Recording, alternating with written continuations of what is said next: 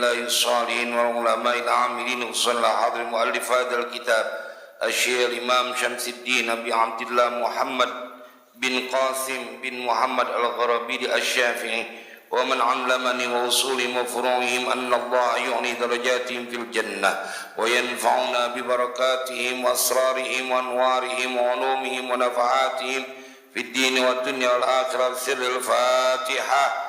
أعوذ بالله من الشيطان الرجيم. بسم الله الرحمن الرحيم. الحمد لله رب العالمين الرحمن الرحيم مالك يوم الدين. إياك نعبد وإياك نستعين. اهدنا الصراط المستقيم صراط الذين أنعمت عليهم غير المغضوب عليهم ولا الضالين. Amin. Kita baca Fatihah sekali lagi dengan asrar, keberkahan, kedudukan, kemukjizatan dari suratul Fatihah. Semoga Allah ampuni semua dosa dan kesalahan kita. Allah ampuni dosa dan kesalahan orang tua kita. Allah pelihara diri kita, keluarga kita, anak keturunan kita, harta benda kita dari semua kejahatan makhluknya. Allah mudahkan semua urusan kita. Allah sampaikan semua hajat dan maksud kita. Allah sembuhkan semua penyakit yang ada pada diri kita, yang zahir maupun yang batin. Bisirril Fatihah. A'udzu billahi minasyaitonir rajim. Bismillahirrahmanirrahim. Alhamdulillahi rabbil alamin arrahmanir rahim maliki yaumiddin. Iyyaka na'budu wa iyyaka nasta'in. Ihdinas siratal mustaqim siratal ladzina an'amta 'alaihim ghairil maghdubi 'alaihim waladdallin. Rabbi firli wa liwalidayya wa lil mu'minina amin. Bismillahirrahmanirrahim. Alhamdulillahi rabbil alamin. Allahumma shalli wa sallim ala sayyidina Muhammad wa ala ali sayyidina Muhammad. Amma ba'du, faqala Syekhul Muallif rahimahullahu ta'ala wa adama an-naf'a bihi wa bi barakati ulumihi wa bikum fid dini wad daraini amin. Wasadisu, masih perkara yang diharamkan pada saat pakai ihram. Wasadisu at-tibu ay isti'maluhu qasdan bima yuqsadu minhu raihatut tibi nahu miskin wa kafurin fi thawbihi bi an yulsiqahu bihi 'ala al-wajhi al-mu'tadi fi isti'malihi aw fi badanihi zahirihi aw batinihi ka aklihi at-tiba wala farqa fi musta'mil at-tibi baina kaunihi rajulan aw imra'atan akshama kana aw la wa kharaja bi qasdan ma law alqat ar-rihu 'alayhi tiban aw ukriha 'ala isti'malihi aw jahila tahrimahu aw nasiya annahu muhrimun fa innahu la fidyata 'alayhi fa in 'alima tahrimahu wa jahila al-fidyata wajabat. Jemaah sekalian berbahagia, kita lanjutkan pada kajian kitab Fathul Qarib bab tentang haji, hukum-hukum yang diharamkan dalam ihram, dan ada 10 yang kita sudah bahas, ada 5 dalam pertemuan sebelumnya. Di antaranya adalah lubsul makhir wa taqniyatur ra'si minar rajul wa taqniyatul wajhi aw ba'dihi minal mar'ah, tarjilus syar halquhu, dan yang kelima taklimul azfar. Dan sekarang kita masuk yang keenam, wasadisu, dan bermula yang keenam yang menjadi larangan saat memakai ihram, at-tibu, yaitu wangian. Dan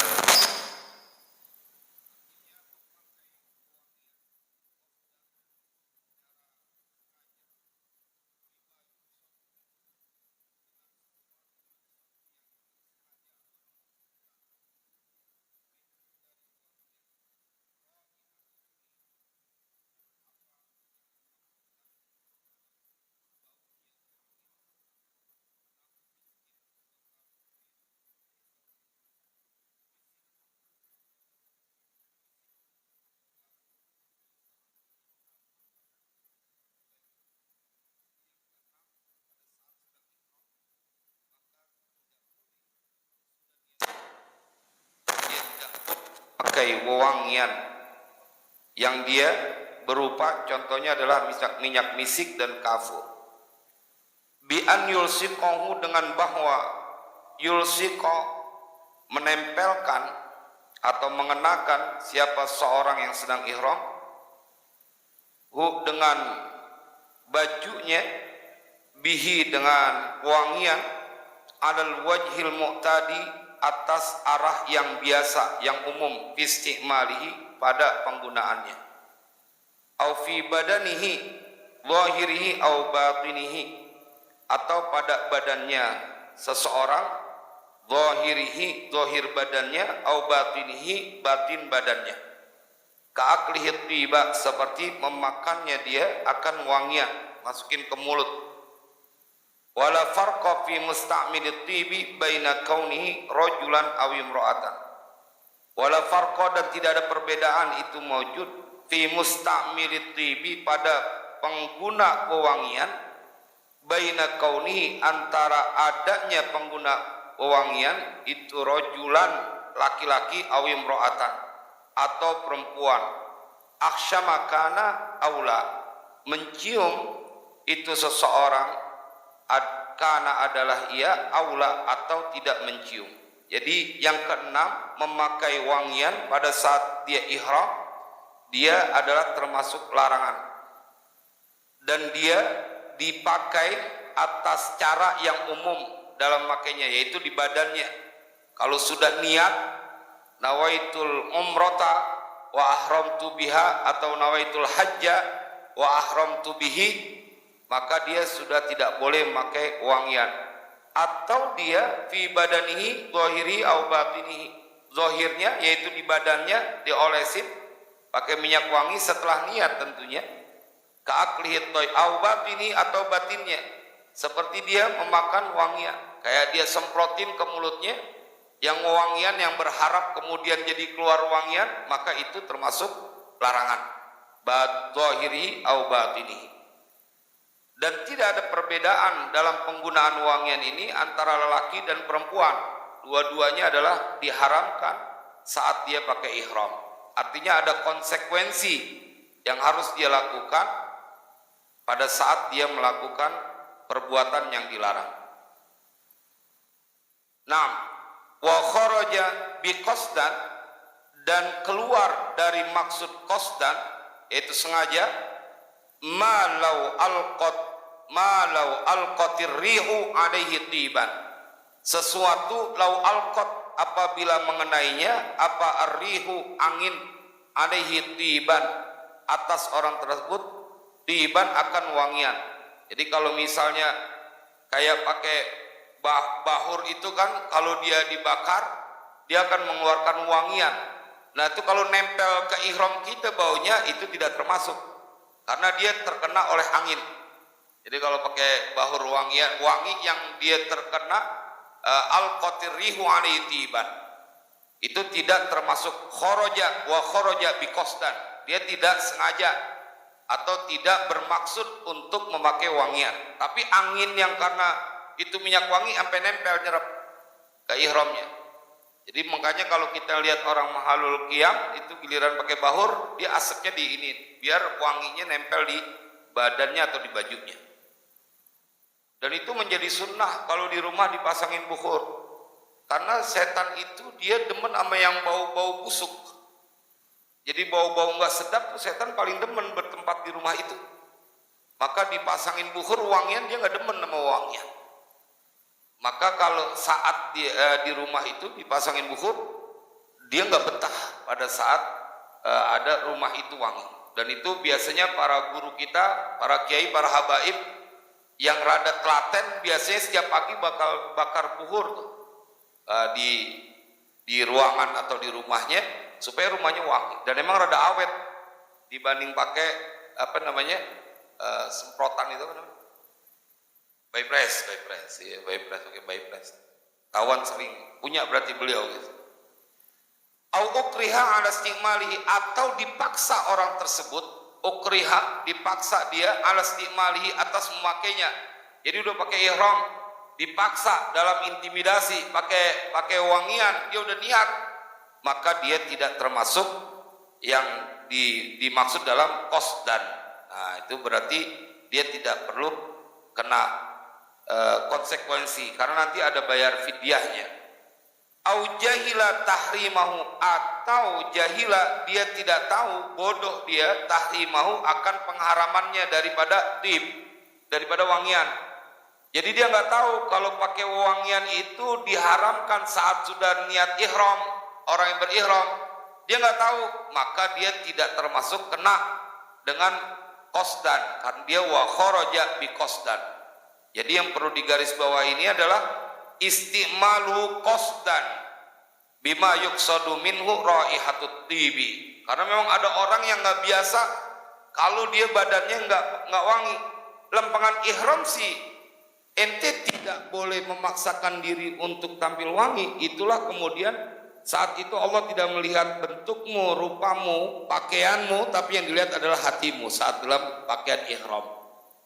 Kalau di luar itu memang disunahkan pakai wangian, terutama bagi yang lelaki kalau keluar pakai wangian. Kalau yang perempuan, justru nggak boleh dia pakai wangian yang akan tercium oleh orang lain. Kalau di rumah buat suaminya mandi minyak wangi juga boleh. Cuman yang sekali lagi saya sampaikan, kadang-kadang kita jadi laki, jadi suami kagak tegas sama bini, membiarkan mereka melakukan dosa. Giliran keluar wangi banget. Padahal pada saat tercium oleh lelaki yang lain, inti jadi masalah. Kalau di rumah tuh boleh dah sewangi-wanginya. Au jahila tahrimahu, atau bodoh tidak tahu dia akan keharaman pakai wangian, itu boleh. Au nasiya annahu muhrimun, atau lupa dia, seseorang yang pakai ihram, annahu bahwasanya dia muhrimun, itu muhrim, orang yang sudah pakai ihram. Dia lupa, dia pakai aja minyak wanginya, dia lupa kalau dia sudah pakai ihram.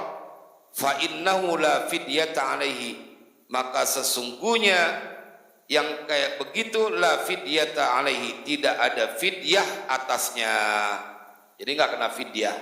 Jadi ada 3 hal, ada 4 hal yang tidak wangi dia tapi tidak kena fidyah. Kalau dia wangi karena ada angin yang membawa wangian kena ke badan dia jadi wangi, atau dia dalam tekanan, au ukriya ala simali, au jahila tahrimahu, atau dia nggak tahu bahwa pakai wangian saat ihram itu haram, au nasiya annahu muhrimun, atau dia lupa bahwasanya dia sedang berihram. Fa innahu la fidyata alaihi. Fa in alima tahrimahu, fa in alima, maka jika alima mengetahui. Siapa yang mengetahui? Seseorang yang pakai ihram itu, dia tahu, dia udah niat, dia udah pakai ihram, tahrimahu akan haramnya pakai wangian, dan wajahilal fidyata, dan dia tidak tahu bahwa kalau dilanggar dia bayar fidyah, wajabat, maka tetap wajib bayar fidyahnya. Wajabat al fidyatu, wajabat, wajib dia bayar fidyah. Jadi dia tahu nih haram, tapi dia nggak tahu kalau dipakai juga bakalan bayar fidyah. Dia tetap harus bayar fidyah.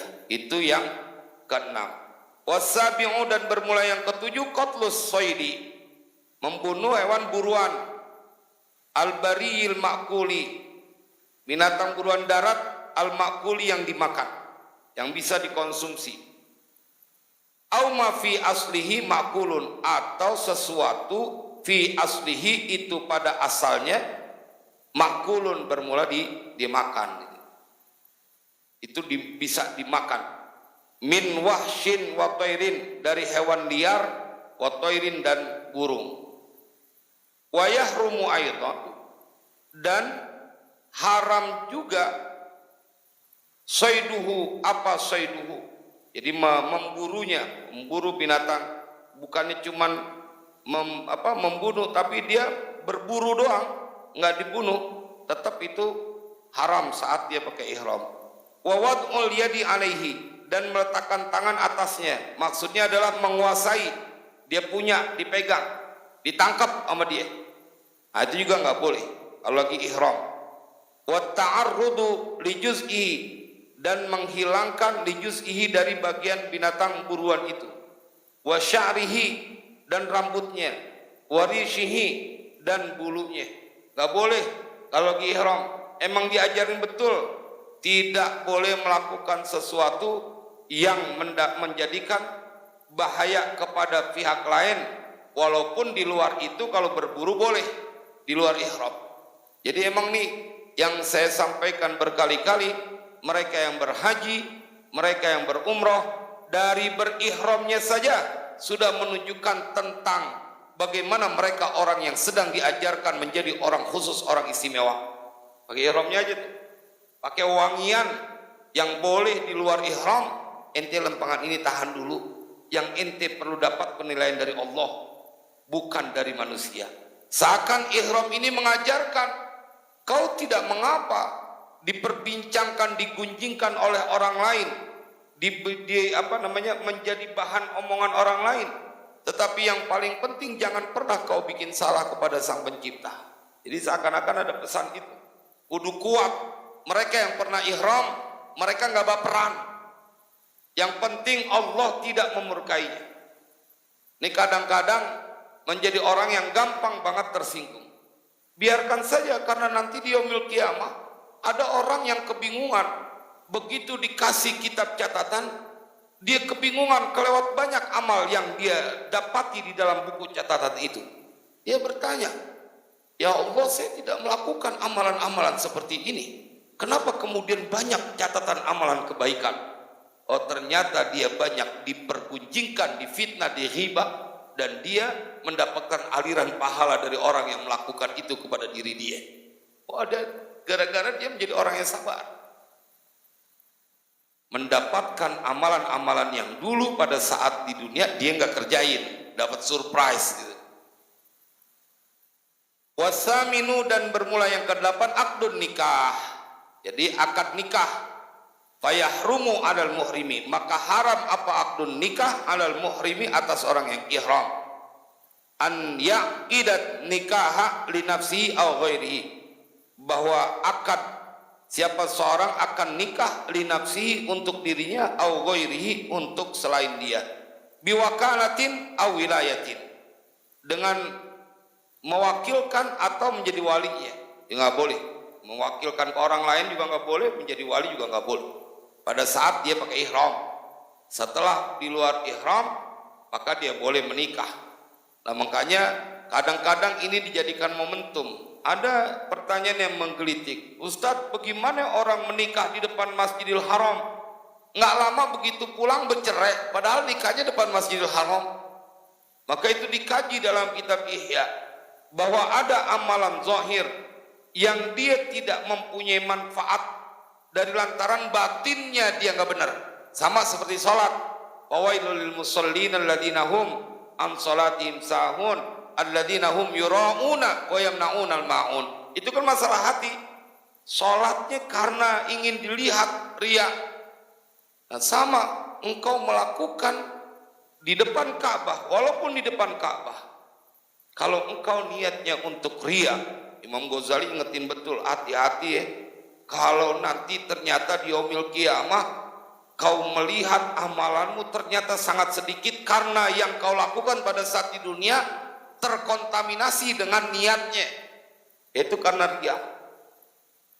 Makanya kita kudu terus meminta kepada Allah ketika dalam sholat itu, inna sholati wa nusuki wa mahyaya wa mamati lillahi rabbil alamin. Jadi pada saat iftitah kita declare dulu bahwa sholatku semuanya ini ibadahku, hidupku dan matiku hanya untuk Allah. Itu kan sebuah usaha kita mendeklar apa yang kita lakukan ini, ya Allah, semata-mata karena Engkau. Nah, mudah-mudahan itu nolongin kita, amalan kita menjadi diterima. Jadi sesuatu yang harus kita yakini bahwa Allah itu mempunyai kasih sayang melampaui dari amarahnya. Akdun nikah yang ke-6 nggak boleh. Wattasi'u, dan bermula yang ke-9 al-wat'u, yaitu berhubungan badan, min aqilin alimin bitahrimi, dari orang yang berakal, yang dia alim, dia mengetahui bitahrimi, dengan keharamannya. Jadi kalau dia nggak berakal berhubungan badan saat ihram, hajinya aja udah nggak kena syarat. Tapi kalau misalnya dia dalam keadaan dia mengetahui dengan tentang hukum keharamannya, maka itu menjadi larangan. Dan ini fidyahnya damnya rada gede. Nanti ada pembahasan tentang damnya. Sawaun jama'a fil haji au umratin, sama hukumnya dia berjima, berhubungan badan pada haji dan atau pada umrah. Min kubulin au duburin, dari depan ataupun dari belakang. Min dzakarin au unsa, dari laki-laki ataupun perempuan. Zaujatin au mamlukatin, itu istrinya atau budak perempuannya. Au ajnabiyatin, atau wanita lain. Jadi yang kesembilan ini adalah larangan yang menjadi sesuatu diingatkan karena mungkin saja terjadi. Kalau saya pernah menemukan atau di antara jamaah saya ada yang melakukan itu waktu itu pada saat ibadah umroh. Padahal waktu kita nyampein manasik nggak kebayang orang yang sedang ihram dalam waktu yang sangat singkat. Kan kalau umroh singkat tuh ihramnya. Masih kejadian juga saudara. Dan itu akhirnya ditebus dengan dia harus bayar damnya, dan damnya ontak. Ya, karena dia melakukan hubungan badan dengan istrinya padahal dia belum tahallul, belum selesai sa'i dan tahallulnya, baru tawaf doang, baru tawaf umroh. Wal ashiru, dan bermula yang ke-10 al mubasyaratu, yakni bersentuhan fima dunal farji, pada sesuatu selain farj, kemaluan. Kalamsin wa qublatin, seperti menyentuh dan mencium, bisyahwatin, dengan syahwat. Amma bi ghairi syahwatin fala yahrumu, adapun dengan tanpa syahwat maka tidak haram. Jadi kalau bareng istri saat pakai ihram bersentuhan, mencium, tapi dengan tidak syahwat, maka tidak haram. Kalau misalnya habis tawaf, kemudian saking girangnya, setelah bisa melaksanakan tawaf, akhirnya bisa bertawaf bersama istri, kemudian saking girangnya dipeluk, dicium, selagi tidak dengan syahwat, maka tidak berda. Nah, yang tahu dia dah, yang melakukan itu nggak bisa mengklaim, wah itu harus beda, nggak, belum tentu. Karena kalau dia tidak syahwat, kecupan kasih sayang kepada istrinya, rasa syukur, maka dia tidak perlu bayar fidyah. Tapi kalau dia dengan syahwat, apalagi sampai kemudian berlebihan, nah itu kan ada orang yang umroh itu pada saat sa'i sambil merangkul istrinya, sambil, kan kalau sa'i sudah tidak masalah dalam keadaan tidak berwudu. Kalau sa'i, kalau tawaf kan dia harus dalam keadaan berwudu. Mazhab Syafi'i mewajibkan kita dalam keadaan berwudu, dan bersentuhan dengan istri mazhab Syafi'i batal. Kenapa batal? Karena dia bisa kau nikahi. Kalau anak nggak batal, karena engkau tidak bisa menikahi anak. Ibu nggak batal karena tidak bisa menikahi ibu. Mertua tidak batal karena kau tidak bisa menikahi. Kenapa sama istri batal? Karena kau bisa menikahinya. Nah itu tinjauannya.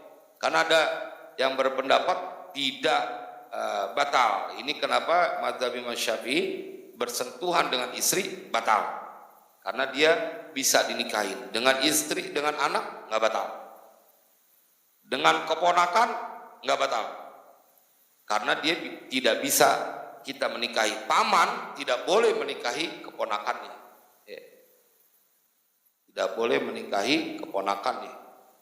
Karena dia mahram, bukan muhrim. Oh itu batal tuh, bukan muhrim. Muhrim tuh orang yang pakai ihram. Kalau yang dia punya ikatan itu namanya mahram, persaudaraan. Jadi tinjauannya bisyahwatin au bi ghairi syahwatin. Kalau dia bersentuhan. Kalau wat'u, itu udah pasti harus dia bayar, itu larangan dalam ihram. Wa fi jami'i dzalika ay al muharramatis sabiqah.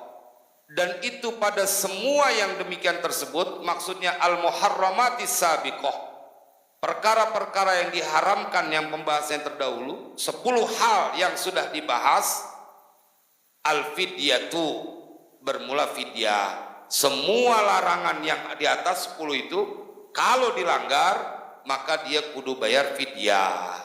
Wa sayati bayanuha, dan akan datang apa bayanuha, penjelasan tentang fidyah. Wal jima'ul madhkuru, ini pembahasan tentang jima' diberikan pembahasan tambahan. Wal jima'ul madhkuru tafsudu bihil umratu al mufradatu, dan bermula jima' al madhkuru yang disebut di atas, tafsudu itu merusak, itu rusak, bihi dengan jima' apa, al umratul mufradatu, umroh secara sendirian, ya haji tamattu atau haji ifrad, kan dia terpisah. Kalau tamattu umroh dulu baru haji, karena berkaitannya begini, bila rusak umrohnya haji tamattu maka dia kudu qadha. Itu rusak dia ibadah umrohnya, gak bisa dihitung, maka dia perlu umroh lagi kalau masih ada jeda waktu sebelum hajinya. Tapi kalau qiran, amal lati fi dhamni haji fi qiran, adapun yang pada dimni gabungan haji fi qiran, pada ibadah haji qiran, fahiyya maka bermula ibadah umroh itu tabi'atun lahu, mengikuti kepada hukum haji, sihatan wa fasadan, sahnya dan rusaknya. Nah qiran ini bahayanya itu, kalau misalnya engkau melakukan sesuatu maka sudah termasuk rusak juga hajinya maupun umrohnya, karena niatnya bareng. Kalau haji qiran, kalau haji tamattu kan umroh dulu. Pada saat dia umroh tamattu, karena haji tamattu ternyata dia berhubungan badan dengan istrinya, kan rusak tuh umrohnya. Maka hukumnya dia kudu qadha, dia masih ada waktu, dia kudu taubat, kemudian dia kudu bayar fidyah juga, dan kemudian dia wajib qadha, karena rangkaian haji kudu ada umrohnya. Tapi berhubung dia tamattu masih ada waktu, dia umroh buru-buru, nah itu boleh. Tapi kalau qiran karena berbarengan, nah berbeda. Fahiyya tabi'atun lahu sihatan wa fasadan. Wa ammal jima'u, dan adapun bermula jima' berhubungan badan, fayufsidul hajja, maka merusak apa al jima', fa'ilnya ke al jima', apa al hajja akan haji, qabla tahallulil awwali, sebelum tahallul awal, ba'dal wukufi au qablahu, setelah wukuf atau sebelumnya. Jadi kalau haji yang dimaksud jima akan merusak ibadah haji kalau dilakukan sebelum tahallul awal, setelah wukuf atau sebelum wukuf. Kan kalau haji ada tahallul awal, ada tahallul tsani. Kita sudah bahas tahallul awal itu apabila dia melakukan 2 dari 3 yang harus dia kerjakan, yaitu tawaf ifadah, jumroh, dan tahallul. Makanya kita temukan kalau haji reguler dia pasti melaksanakan jumroh dulu baru tahallul. Itu disebut tahallul awal. Kan dari mabit di Muzdalifah, Mina kan ke Ustaz Rais, di situ kan kemudian kita besok atau hari itu juga melempar jumratul aqobah. Kalau udah jumratul aqobah, tahallul tuh, ngelepas pakaian ihram, itu namanya tahallul awal. Kalau ente melakukan jima dengan istrimu saat sebelum tahallul awal, maka rusak hajinya, gak ketolong hajinya. Dia perlu qadha lagi tahun depan. Tapi kalau dia melakukan itu setelah tahallul awal, sudah melakukan tawaf ifadah dan tahallul atau jumratul aqobah dan tahallul, itu kan namanya tahallul awal. Dia melakukan itu kan udah boleh buka ihram, udah boleh mandi, udah boleh pakai wangian. Yang belum boleh berhubungan suami istri. Tapi akhirnya dia melakukannya setelah tahallul awal, hajinya gak rusak, karena bisa ditambal, bisa ditebus dengan damnya. Tapi kalau dia melakukan fayufsidul hajja, ini maksud teks dari fayufsidul hajja, maka akan merusak, menjadikan rusak apa al-jima'u al-hajja akan ibadah haji qabla tahallulil awwali, sebelum tahallul awal, ba'dal wukuf au qablahu, setelah wukuf atau sebelumnya. Kenapa ini pakai diatur? Tidak mungkinlah fikih itu menjadi tersusun bila bukan karena keadaan yang pernah terjadi. Dia berdasarkan riset dulu, berdasarkan survei dulu atau analisa dulu.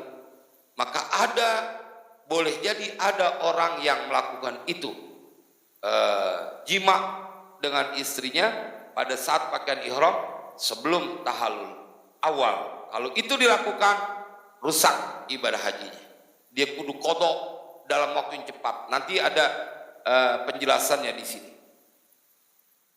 Amma ba'da tahalluli, nah ini dia. Amma ba'da tahallulil awali, adapun sesudah tahallul awal, artinya berjima saat dia melaksanakan ibadah haji, tapi setelah tahallul awal, maka fala yufsidu, maka tidak menjadikan rusak apa itu jima.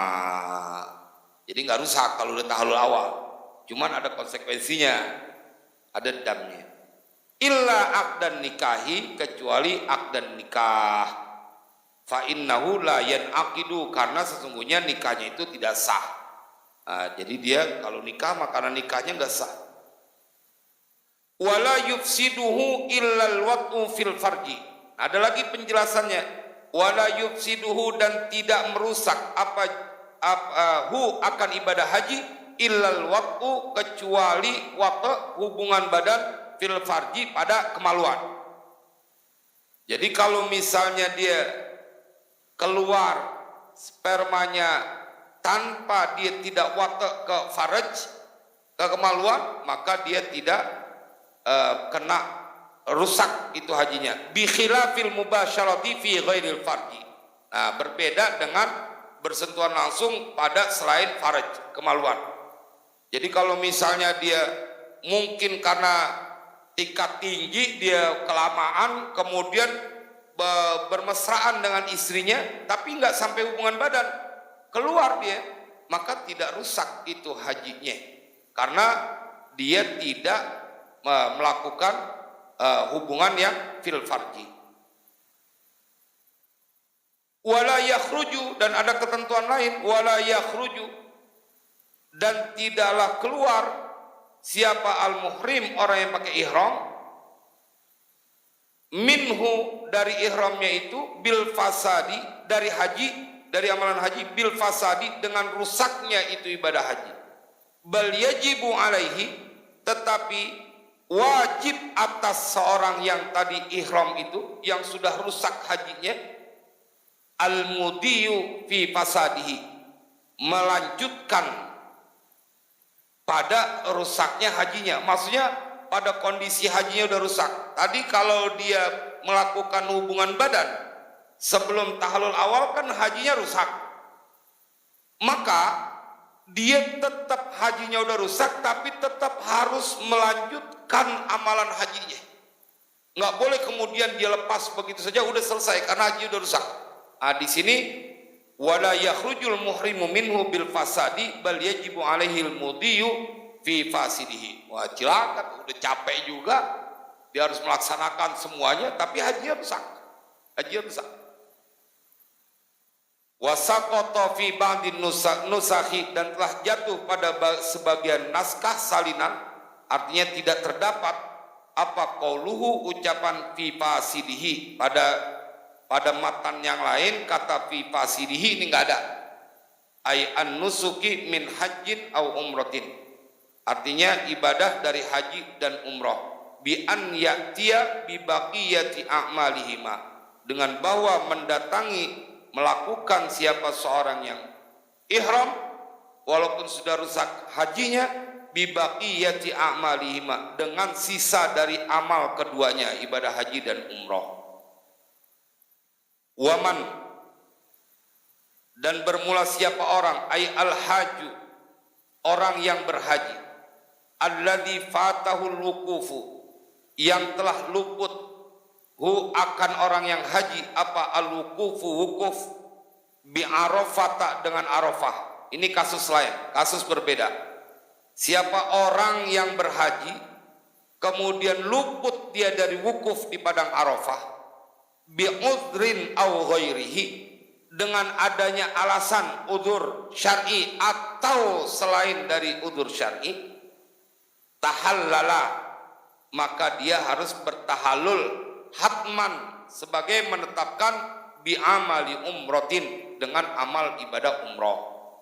Contohnya nih, dia begitu mau ke Arafah kan mau wukuf, terus sakit, dibawa ke rumah sakit, atau sebab lain macet sehingga nggak ketemu ke tanah Arafah, karena memungkinkan nyasar karena dibuang jalan supir musiman dari Turki atau dari Mesir, kemudian nyasar sampai 24 jam, habislah waktu wukuf. Waktu wukuf itu kan sampai tanggal 9 Dzulhijjah mulainya sampai tanggal 10 Fajar.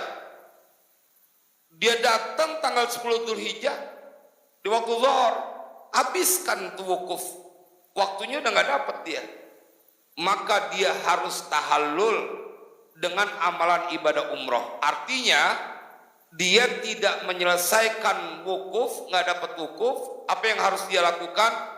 Fayati bitawafin wa sa'in wa halqin in lam yakun sa'a ba'da tawafil qudumi, maka dia harus mendatangi atau melakukan bitawafin dengan tawaf, wa sa'in dan sa'i, wa halqin dan mencukur tahallul, in lam yakun sa'a, jikalau tidak ada ia sa'a bersa'i ba'da tawafil qudumi, setelah tawaf qudum. Kan kalau orang yang haji ifrad, dia bisa begitu datang tawaf qudum sekaligus dia lakukan sa'i. Nanti pada saat setelah tawaf ifadah dia tidak perlu lagi sa'i karena sudah dilakukan pada saat tawaf qudum.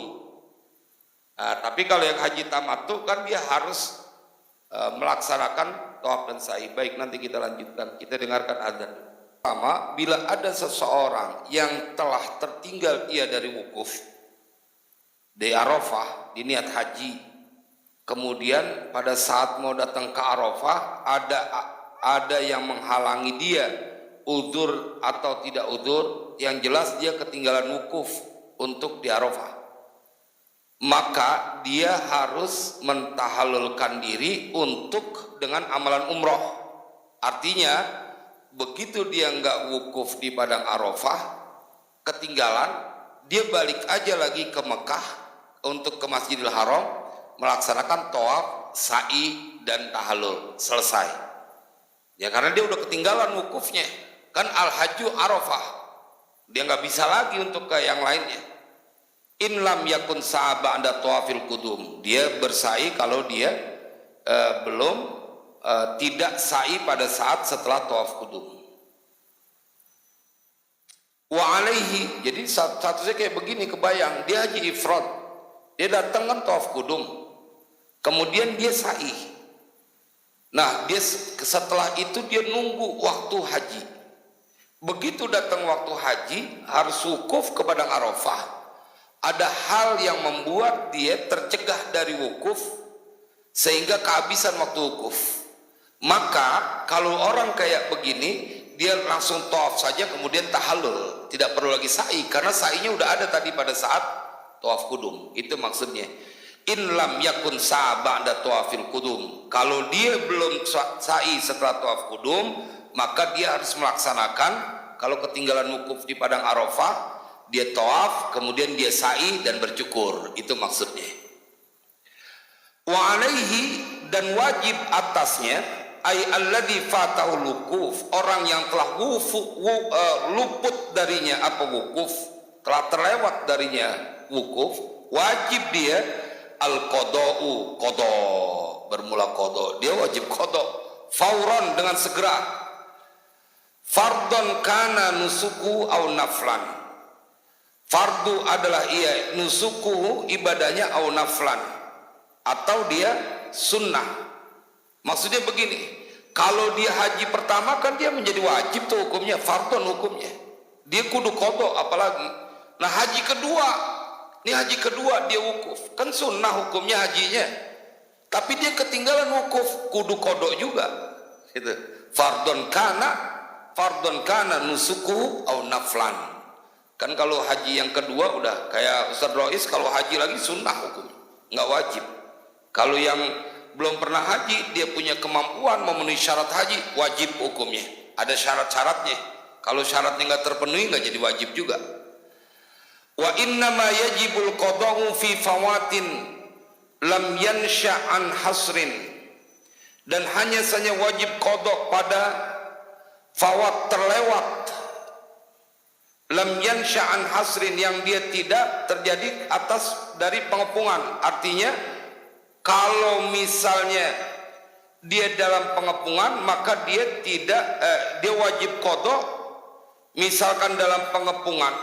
Wa in fa in ukhsira syakhsun wa kana lahu tariqun ghairul lati wa qala hasru fiha lazima usulukuha wa in alimal fawata fa in mata lam yuqda anhu fil asah. Nah, jikalau dikepung, artinya kayak di perjalanan ada yang ngejaga blokade, ada begal, nggak bisa lewat situ. Fa in ukhsira syakhsun wa kana lahu tariqun ghairul lati waqal hasru, dan adalah bagi dia tariqun jalan ghairul lati waqal hasru, yang selain terjadi padanya pembegalan, fiha pada jalan itu, lazimahu sulukuha, maka wajib hukumnya dia menempuh jalan itu. Wa in alimal fawata, kendati pun dia tahu bakalan kelewat daripada wukuf itu. Contoh, misalnya kita ngebayangin mau ke Jatinegara, kemudian jalanan yang kita mau lewatin gitu, lewat sini ada begal, tapi kita tahu bisa lewat I Gusti Ngurah Rai untuk sampai ke Jatinegara, karena begalnya di sini. Kita bisa muter masuk lewat I Gusti Ngurah Rai sampai ke Jatinegara, maka kita kudu menempuh jalan itu. Wa in alimal fawata, kalau kita mau wukuf ke Padang Arafah, jalanan yang kita mau tempuh terjaga ada begal, sirok bahaya, dia dikepung, nggak bisa lewat, di blokade. Tapi dia tahu ada jalan alternatif yang menyampaikan dia sampai ke Arafah. Maka dalam kitab ini ente kudu muter sampai ke Arafah lewat jalanan yang aman. Wa in alimal fawata, kendati pun kau tahu bahwa perjalanan yang akan kau tempuh itu akan membuat engkau luput daripada Arafah. Gitu. Fa in mata, jikalau dia mati, lam yuqda anhu, tidak perlu diqadha, karena dia tadi udah ihram tuh, udah mikot ya, udah ihram mau ke Arafah gitu ya. Maka dia kalau mati tidak perlu diqadha, alal fil asah, pada pendapat yang paling kuat, paling benar. Wa alaihi ma'al qadha, dan wajib atasnya sertanya qadha al hadyu, berkorban, menyembelih.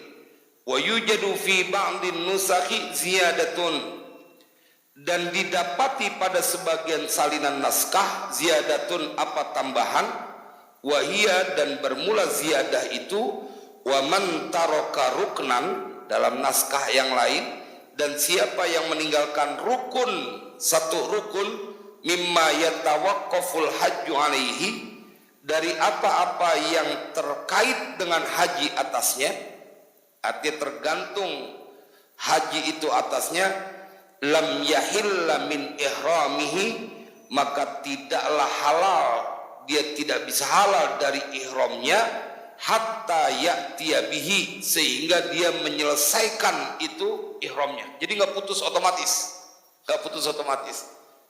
Jadi kalau udah niat ihram nawaitul hajjah, dia nggak bisa putus otomatis kecuali selesai. Nah, kecuali tadi tuh, kalau dia misalkan ketinggalan wukuf di Arafah, maka dia boleh pindah langsung ngamalin amalan ibadah umroh. Tapi kalau dia misalnya udah tadi haji yang rusak, berhubungan badan dengan istrinya, enggak otomatis dia halal selesai hajinya, enggak. ente kudu kelarin itu hajinya, walaupun haji ente rusak, walaupun hajinya rusak dan kudu dikodok. Ini makanya dibilang lam yahilla min ihrami hatta ya'tiya bihi wa la yujbaru dzalika ruknu bidamin, dan tidak bisa ditambal yang demikian itu apa rukun bidamin dengan dam, nggak bisa. Wa man taraka wajiban, dan bermula siapa orang itu taraka wajiban meninggalkan perkara wajib dalam haji, min wajibatil haji dari kewajiban haji, lazimahud damu, maka wajib dia bayar dam. Wa sayati bayanud dam, terakhir penjelasan tentang dam, akan datang penjelasan tentang dam. Wa man taraka sunnatan, siapa yang meninggalkan sunnah yang kita udah bahas dalam haji, dalam ihram, min sunanil haji dari sunnah-sunnah haji, lam yalzamhu, tidak mewajibkan akan orang tersebut, bitarkiha, dengan sebab meninggalkan sunnah, apa syai'un, sesuatu. Wa dhahara min kalamil matni, dan telah tampak dari kalam matan, al farqu bainar rukni wal wajibi was sunnah, beda perbedaan antara rukun dan wajib dan sunnah. Wallahu a'lam bishawab. Insyaallah pembahasan terakhir tentang model-model dam. Kita bertabaruk kalau udah ngaji tentang haji, maka kita berbesar hati, tinggal waktunya menunggu undangan berangkat haji dari Allah. Jadi jangan berpikir, aduh Ustaz saya udah haji, aduh Ustaz kayaknya nggak kebayang haji. Nggak ada urusan, ente ngaji insya Allah nanti ada keberkahannya, biar kita bisa berangkat haji. Wallahu a'lam bishawab. Bismillahirrahmanirrahim. Alhamdulillahirabbil alamin. Allahumma salli wa sallim ala sayyidina Muhammad wa ala ali sayyidina Muhammad. Allahumma ya Rabbana bi rahmatika wa bi jahi nabiyikal Mustafa wa bi jahi awliyaika wa bi jahi muallif hadzal kitab, ya Allah sahil umurana wa umura auladina wa dhurriyyatina wa talamidina wa man ahsana ilaina wa man awsana bid du'a wa man lahu haqqun alaina, ya maulana hasil maqasidana wa maqasidahum warfa' darajatina wa darajatihim fid dini wad dunya wal akhirah. Sallallahu alaihi wasallam Muhammadin wa ala alihi wasallam. Walhamdulillahi rabbil alamin. Wassalamualaikum warahmatullahi wabarakatuh.